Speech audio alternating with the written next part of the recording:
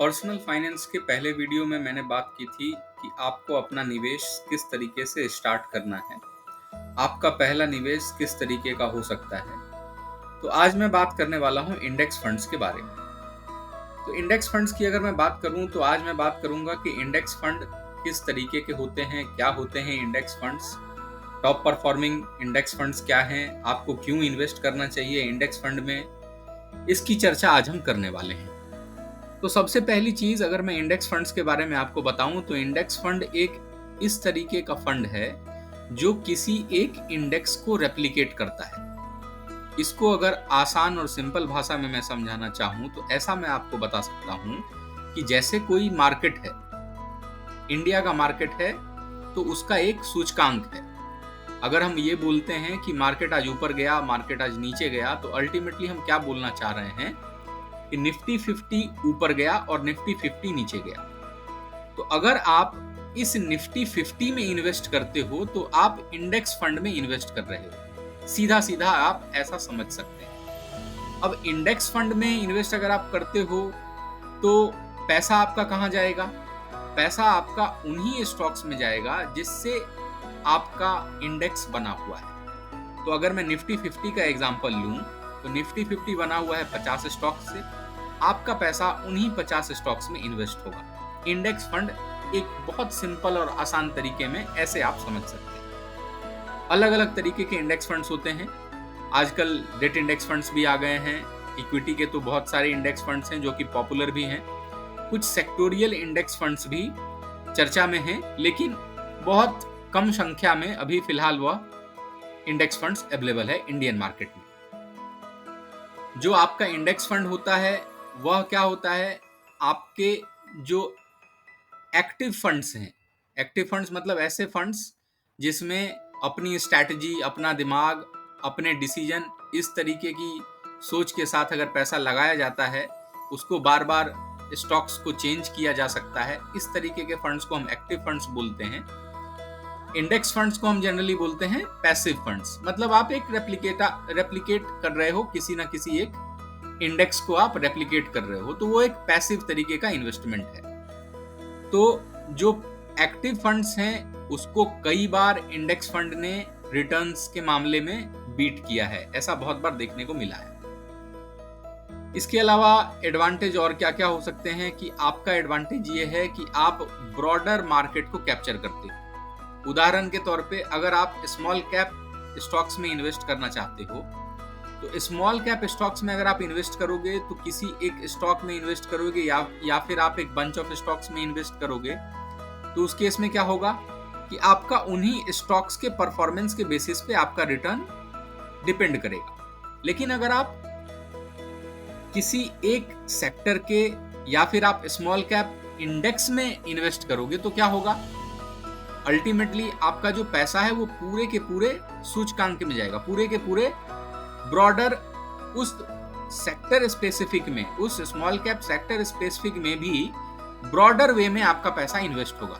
अगर 250 स्टॉक से मिलके एक स्मॉल कैप इंडेक्स बना है तो पैसा आपका टोटल कहां पे जाएगा? उन 250 स्टॉक्स में जाएगा। अगर निफ्टी 50 की अगर अब मैं बात करूं तो कहां जाएगा पैसा आपका? उन 50 स्टॉक्स में जाएगा। तो ये एक ब्रॉडर मार्केट को कैप्चर करता है अगर आप इंडेक्स फंड में पैसा डालते हो तो। इसके अलावा जो रिटर्न्स हैं वो मैंने आपको बताया कि कई बार बहुत अच्छे रिटर्न्स आपके एक्टिव जो हैं फंड्स, उनसे भी अच्छे रिटर्न्स आपको देखने को मिले हैं।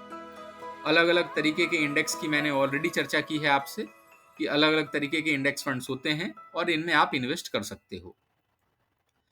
अब इंडेक्स फंड में मैंने सबसे पहली चीज आपको बताई कि ये एक रेप्लिका है किसी एक इंडेक्स का। मतलब निफ्टी 50 का, स्मॉल कैप का, मिड कैप का, लार्ज कैप का एक रेप्लिका हो सकता है। मतलब उसी पार्टिकुलर स्टॉक्स में आपका पैसा जा रहा है। इसके अलावा डाइवर्सिफिकेशन एक ऐसी चीज है जो कि काफी अच्छा आपको देखने को मिल सकता है इंडेक्स फंड में। ऐसा मैं क्यों बोल रहा हूं, इसके पीछे का रीजन आपको बताता हूं। अगर आप निफ्टी 50 के इंडेक्स फंड में इन्वेस्ट कर रहे हो, मतलब आप उन 50 स्टॉक्स में इन्वेस्ट कर रहे हो। अब अगर आप उन 50 स्टॉक्स में इन्वेस्ट कर रहे हो तो क्या है कि आपका जो पैसा है उन 50 स्टॉक्स में जा रहा है और वो 50 स्टॉक्स अलग अलग सेक्टर से बने हुए हैं। अलग अलग सेक्टर के स्टॉक्स हैं। तो आपका पैसा किसी एक सेक्टर में नहीं जा रहा है, डाइवर्सिफाई होके अलग अलग सेक्टर में भी इन्वेस्ट हो गया। तो इंडेक्स बना अलग अलग स्टॉक से, स्टॉक्स जो हैं वो क्या हैं, अलग अलग सेक्टर के हैं। आपका पैसा कहाँ गया, अलग अलग सेक्टर में गया। तो अल्टीमेटली आपका डाइवर्सिफिकेशन हो गया। दूसरा जो बेनिफिट है इंडेक्स फंड का वो यह है कि लो कॉस्ट है। लो कॉस्ट मतलब से क्या मतलब है मेरा, उसका बस इतना सा मतलब है कि जब आप किसी एक एक्टिव फंड्स में इन्वेस्ट करते हो तो उसमें क्या होता है कि आपका पैसा जो है वह डिसीजन मेकिंग पे डिपेंड करता है। आपका पैसा बनेगा कैसे, जो आपका म्यूचुअल फंड जहां पे आपने इन्वेस्ट किया है, जो उसके फंड मैनेजर हैं वो क्या करेंगे, अपने डिसीजन पे उसको रिटर्न के लिए, अच्छे रिटर्न के लिए, बेहतर रिटर्न के लिए अच्छे स्टॉक्स परचेज करेंगे। तो अगर उन्होंने अपना दिमाग लगाया, अगर उन्होंने अपना ब्रेन यूज किया और आपको अच्छा रिटर्न दिया, तो कहीं ना कहीं उनका जो मैनेजमेंट कॉस्ट है वो भी कहीं ना कहीं कुछ ना कुछ ज्यादा होगा। इंडेक्स फंड के केस में ऐसा बिल्कुल भी नहीं है। इंडेक्स फंड्स में उनको कोई भी अपना ब्रेन यूज नहीं करना है। उनको क्या करना है, जैसे जैसे इंडेक्स है वैसे वैसे पूरा का पूरा वैसे ही अपने फंड को मैनेज करना है। तो क्योंकि वहां पे इंटरवेंशन थोड़ा सा कम हो जाता है, किसी म्यूचुअल फंड जो मैनेज कर रहा है बंदा, जो आपका इन्वेस्टर है, जो आपके पैसे को लगा रहा है म्यूचुअल फंड में, आप जो पैसा डाल रहे हो, कोई ना कोई तो उस पैसे को लगाता है। तो उस बंदे का इंटरवेंशन क्योंकि कम है, अल्टीमेटली मैनेजमेंट फी भी क्या हो जाता है, कम हो जाता है। तो ये लो कॉस्ट फंड्स हैं। परफॉर्मेंस ट्रैकिंग आपके लिए इजी है। मार्केट ऊपर गया तो आपका पैसा बना, मार्केट नीचे गया तो आपका पैसा डूबा।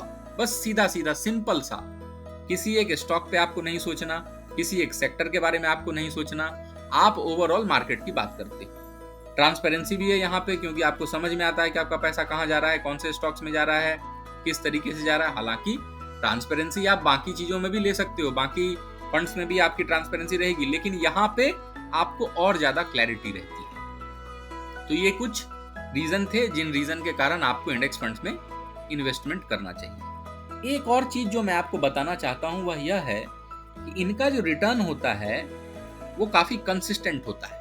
अब ये कंसिस्टेंट क्यों होता है, उसके पीछे भी एक रीजन है। रीजन ये है कि मार्केट जो है वो जनरली आपको लॉन्ग टर्म में आप देखेंगे तो 8 से 10%, 15% तक आसानी से return on a yearly basis देता है मार्केट। तो कई बार जो डिसीजन मेकर होते हैं, जो आपका पैसा इन्वेस्ट करते हैं, वो क्या करते हैं, अच्छे रिटर्न के लिए अच्छे स्टॉक्स को परचेज करने जाते हैं। और कई बार हो सकता है ऐसा कि उनका जो डिसीजन है वो गलत भी हो सकता है। अगर उनका डिसीजन गलत हुआ तो क्या होगा, जो एक्टिव फंड्स है वो क्या होगा, रिटर्न आपका कम देगा। लेकिन यहाँ पे क्योंकि आपका जो पैसा है वो किसी एक के डिसीजन के ऊपर डिपेंड नहीं कर रहा है, पूरा का पूरा पैसा आपका इंडेक्स में जा रहा है, तो कई बार ये देखा गया है कि इनका जो रिटर्न है, इंडेक्स फंड का जो रिटर्न है, वह एक्टिव फंड्स को भी बीट कर गया, बहुत बहुत काफी अच्छे अंतर से। जैसे अगर एक्टिव फंड्स ने निगेटिव रिटर्न दिया, उस टाइम पे भी आपका इंडेक्स फंड ने 2%, 3%, 4% रिटर्न दिया है। तो ऐसा बहुत बार देखा गया है। इस चीज को भी आप ध्यान में रखिए। कॉस्ट इफेक्टिव तो है ही, और सिंप्लिसिटी की तो मैंने बहुत चर्चा कर ली है ऑलरेडी, तो ये आपको समझ में आ रहा हो। अब बात करते हैं कुछ कॉन्स की। केवल मैं अच्छा अच्छा बताऊं और बुरा आपको ना बताऊं तो वो भी कहीं ना कहीं गलत है। तो अभी आपको रिटर्न इंडेक्स फंड में कब नहीं मिलेगा, सबसे पहले ये समझ लीजिए। जब भी मार्केट की वोलेटिलिटी ज्यादा होगी, वोलेटिलिटी से मतलब क्या है कि 500 पॉइंट मार्केट आज ऊपर गया, अगले दिन 600 पॉइंट नीचे आ गया, 800 पॉइंट मार्केट में चढ़ा हुआ, 1000 पॉइंट की गिरावट हो गई 10 दिन के बाद। अगर इस तरीके का मार्केट होगा, मार्केट अगर बहुत ज्यादा वोलेटाइल होगा, तो फिर आपको इंडेक्स फंड में रिटर्न नहीं मिलेगा। ऐसा आप मान के चलें। रिटर्न कब मिलता है, जब कंसिस्टेंट बेसिस पे मार्केट जो है वो ऊपर की तरफ जाता चला जाता है। जैसे 2014 में मार्केट लगभग 6,500-7 हजार का निफ्टी हुआ करता था, आज 50,000 52,000 का मार्केट हो गया। तो इंडेक्स 7,000 वाला इंडेक्स जो है वो कहाँ आ गया, 50,000 के करीब आ गया है। तो इतना बड़ा जो जंप हुआ वो अल्टीमेटली मार्केट तो पूरी तरीके से ग्रो किया, इंडेक्स भी ग्रो किया, इंडेक्स ग्रो किया तो इंडेक्स फंड्स भी आपका ग्रो करेगा। इस तरीके से अगर आप सोचेंगे तो आपको लॉन्ग टर्म में इंडेक्स फंड काफी अच्छा रिटर्न दे सकता है।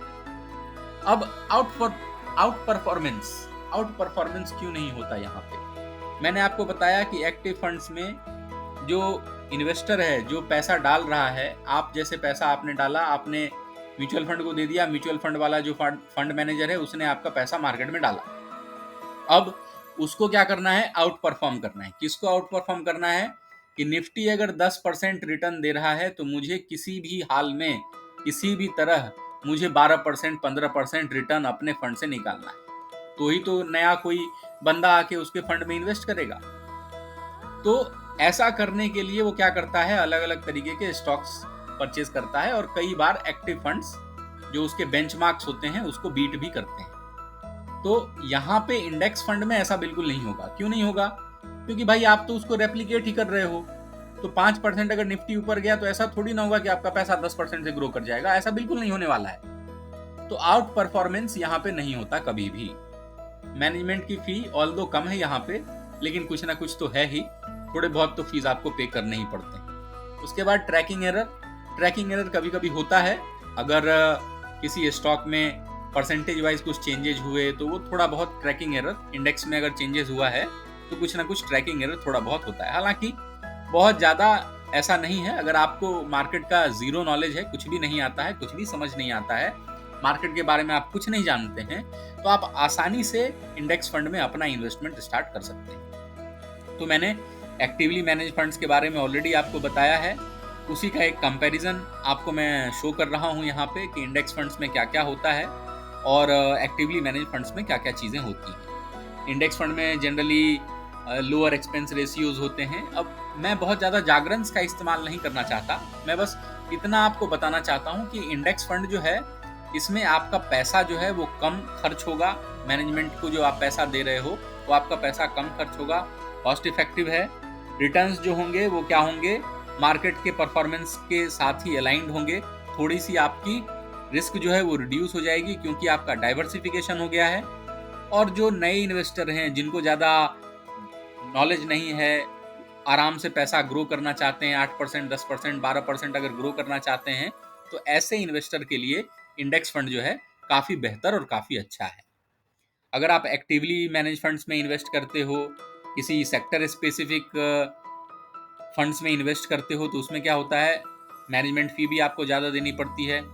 आपको रिटर्न्स जो होते हैं वो भी ज़्यादा मिलते हैं, लेकिन थोड़ा रिस्क भी आपका वहाँ पे ज़्यादा हो जाता है। तो ये सब चीज़ें हैं एक्टिवली मैनेजमेंट फंड्स और इंडेक्स फंड्स के बीच में अगर हम कंपेयर करेंगे तो। अब इंडियन मार्केट जो है वो इंडियन मार्केट ग्रो करने वाला है, ऐसा हमें सबको पता है कि हमारी इकोनॉमी जो है वो ग्रो करने वाली है। अभी अनुमान 6.5% का है। बहुत अच्छा रहा तो 7% 7.5% भी हो सकता है। हालांकि 6.5% का अनुमान है। तो अगर इंडियन इकोनॉमी ग्रो करेगी तो मार्केट ग्रो करेगा, मार्केट ग्रो करेगा तो मतलब निफ्टी ग्रो करेगा, निफ्टी ग्रो करेगा तो मतलब इंडेक्स फंड्स में जो पैसा लगा है वो भी ग्रो करेगा। सीधा सीधा आप ऐसे समझ के चलें। अभी बहुत सारे रिफॉर्म्स, बहुत सारे इन्वेस्टमेंट, बहुत सारी चीज़ें हो रही हैं। गवर्नमेंट के द्वारा बहुत सारे इनिशिएटिव्स लिए गए हैं। उसके अलावा इंडेक्स फंड्स के बारे में जानकारी भी लोगों को हो रही है। मेरे जैसे ही लोग आपको जानकारी देते हैं। आपको और भी बहुत सारे जगह से समझ में आता है कि इंडेक्स फंड बेहतर ऑप्शन है।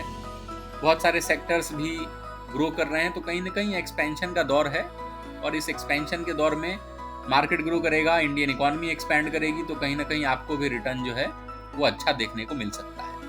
अगर आपको नॉलेज होगा, थोड़ी समझ होगी, थोड़ी आप जानकारी इकट्ठा करेंगे, थोड़ा आप समझेंगे, देखेंगे, सुनेंगे, तो आपको समझ में आएगा कि इंडेक्स फंड पहले कदम के लिए अगर कोई अपना स्टेप लेना चाहता है मार्केट में, जिसको कुछ भी नॉलेज नहीं है, अगर वो आगे बढ़ना चाहता है तो उसके लिए पहला कदम क्या हो सकता है?